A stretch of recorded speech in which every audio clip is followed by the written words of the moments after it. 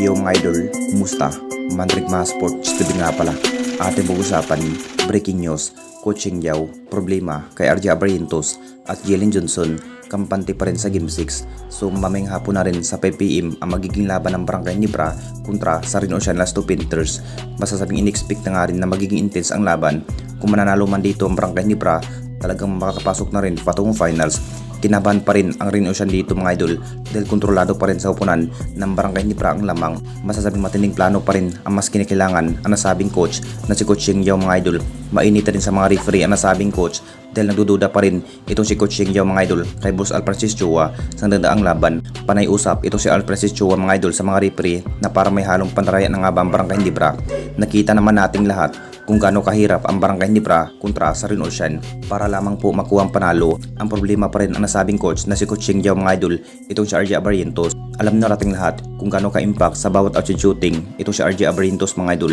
Tinanghal pa rin bilang gunner ng Barangay Nibra. Binigyan pa rin ni Coach Tim Kun mga idol itong si RJ Abarrientos ng panibagong rules kung ano pa nga ba ang kanyang dapat gawin dahil may ibubuga naman ang nasabing player pagdating sa outside shooting. Ito pa rin ang dahilan kung bakit nakakalamang nga ang Barangay Nibra. Si Justin Brownlee at RJ Abarrientos lamang po ang mainit sa opensiba.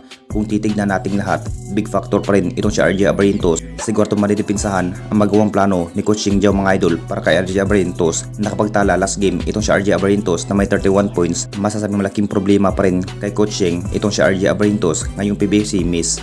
At dito na naman tayo sa isa pa nating balita. Jalen Johnson, kampante pa rin na matalo ang Barangay Nibra.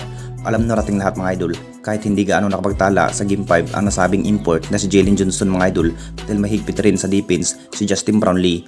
Masasabing tanggal angas rin itong si Jalen Johnson. Malaking dagok pa rin kay Jalen Johnson mga idol na ganito ang nangyari. Isang panalo na nga lang po ng Barangay Nibra, talagang makapasok na rin patungong finals. Siguro may pisikalan at kulitan pa rin ang magaganap sa laban. Kampante pa rin ang nasabing import na si Jalen Johnson mga idol na matatalo ito si Justin Brownlee. Hindi pa rin 100% pero gagawin pa rin ni Jalen Johnson. Aminado pa rin kahit may edad na ang bis import na si Justin Brownlee. Talagang lakas pa rin pagdating sa bendidriya. Hinahandaan pa rin ni Jalen Johnson ang Barangay Nibra.